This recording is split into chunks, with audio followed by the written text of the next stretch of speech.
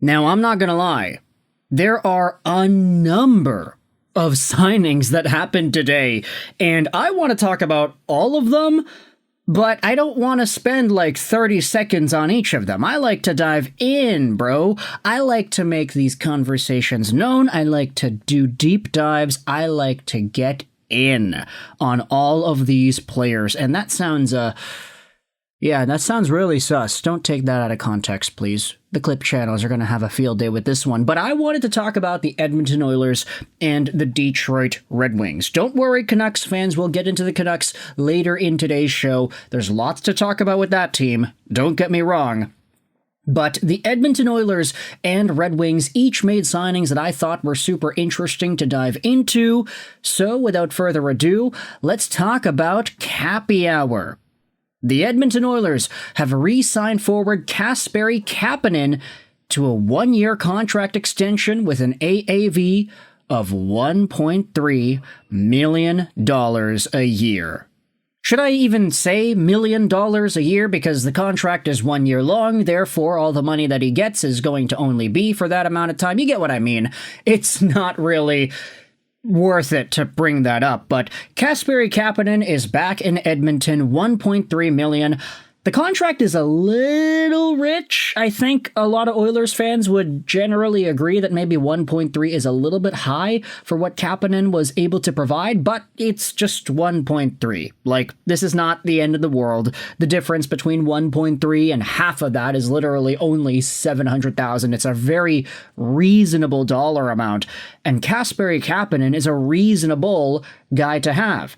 He's turning 29 at the end of next month, which is kind of ridiculous when you think about it. Hey, guess what? Kasperi Kapanen's 29 years old.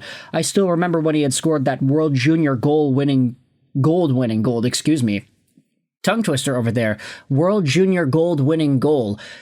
That's exactly what it is all those years ago. But the 6'1", 194-pound right-handed forward played in Edmonton this season, getting 13 points in 57 games played. He was sent over there from St. Louis, had 6 points in 12 games in the playoffs. Kapanen came alive.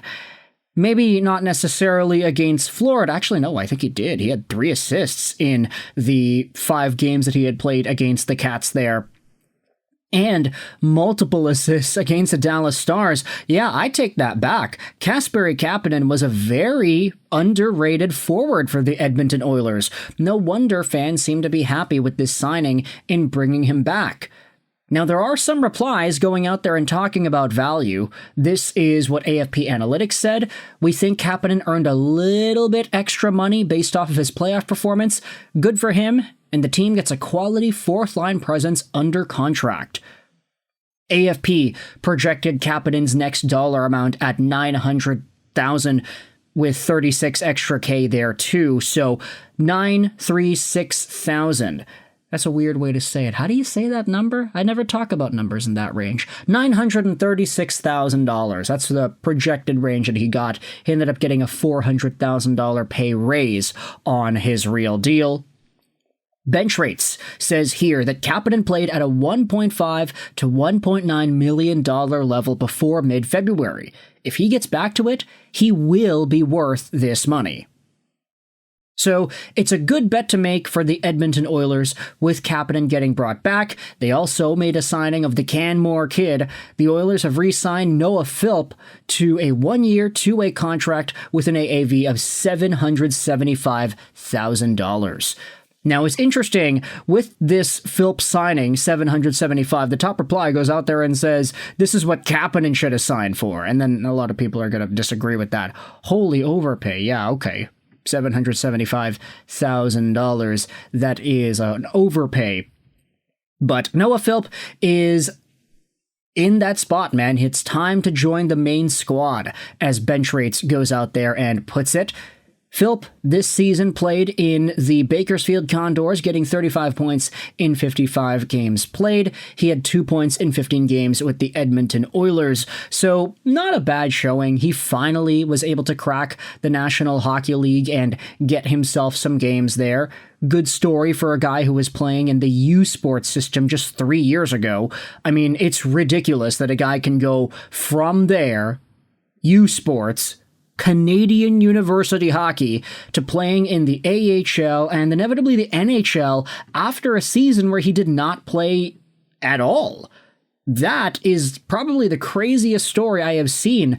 I'm not saying that Philp is like guaranteed to being an NHL superstar by any means, but if he's able to play at the very least a game with the Oilers next season, I think that is a super big win for anybody who is going from the U Sports all the way to the AHL and the NHL in such a short amount of time with a year off in there too.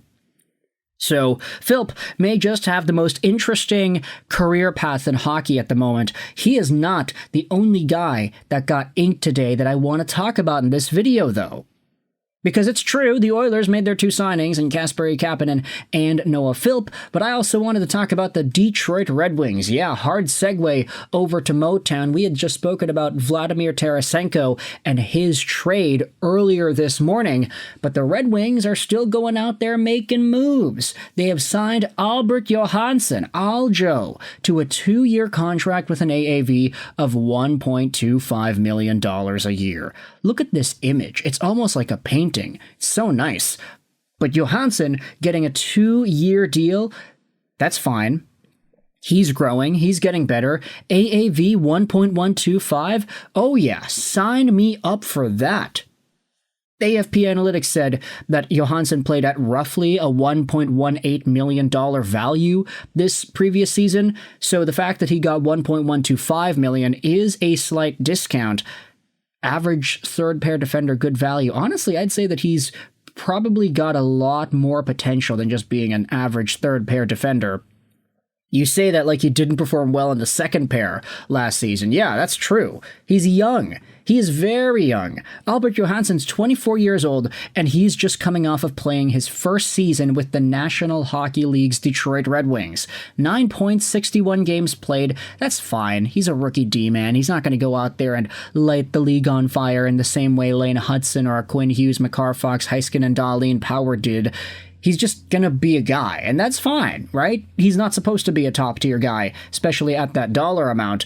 But 6 feet, 185, 24-year-old left-handed defenseman who was playing very solid hockey in the middle pairing of the Red Wings this season. This is a guy who, if he's able to play top 4 minutes and be that contributor at only $1.125 million, yeah, sign me up for that. I love the sound of Johansson making only $1 million for the next 2 seasons whilst providing that growth and stellar play.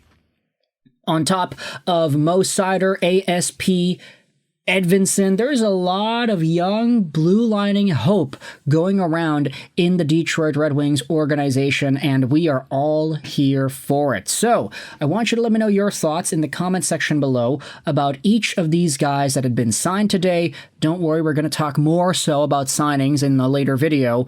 I want to get into that big Romanov extension, and of course the Vancouver Canucks made some moves here as well. But for now, let me know your thoughts in the comments section about Kasperi Kapanen, Noah Philp, and Albert Johansson signing contracts with the Oilers and the Red Wings. I hope you enjoyed this video. And bye.